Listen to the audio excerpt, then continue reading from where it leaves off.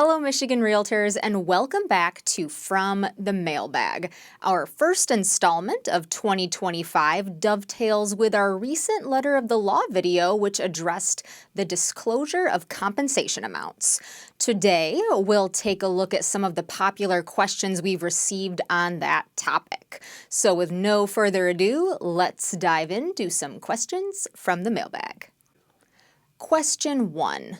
I have been a licensed salesperson for many years and have always understood that I cannot use the purchase agreement to negotiate a commission. Has this rule changed? In short, nothing has changed.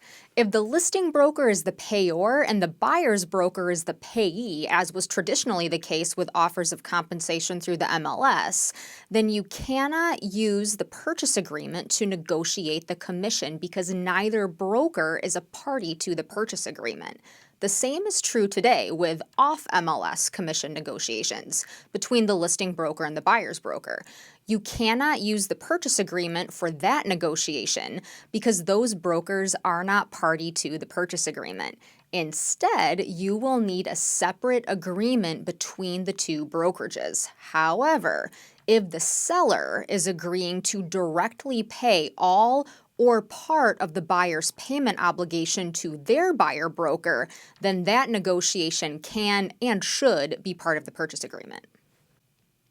Question 2. My listing agreement requires the seller to pay me a 3% commission, but says nothing at all about payment to a buyer broker. We received an offer contingent upon the simultaneous execution of a broker-to-broker contract, requiring me to pay the buyer's broker a 2% commission. I signed this broker-to-broker contract with the seller's written authorization. We are now coming up to closing, and the seller will not pay me a 5% commission.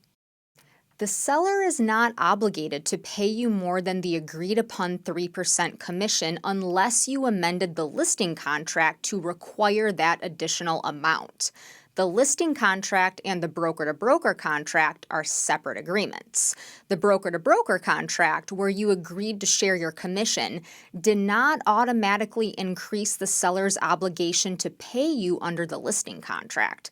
A seller is only obligated to pay a listing broker what is agreed upon in that listing contract.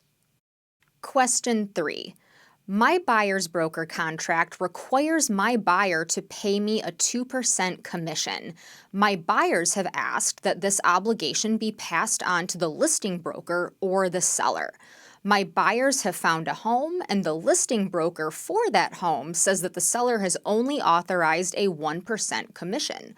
The listing broker has presented me with a broker-to-broker contract agreeing to the 1%. If I sign that broker-to-broker contract, are my buyers obligated to pay me the additional 1%? Yes. However, if your buyers have previously instructed you to assist them in passing on their entire commission obligation to the listing broker or the seller, you should make sure that your buyers understand that they will have this obligation so that they can structure their offer accordingly, maybe by asking the seller via the purchase agreement to make up the difference.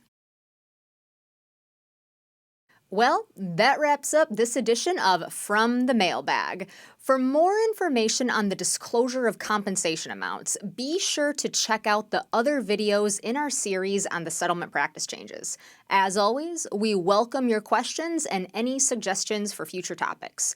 Thanks for watching, and we will see you next time.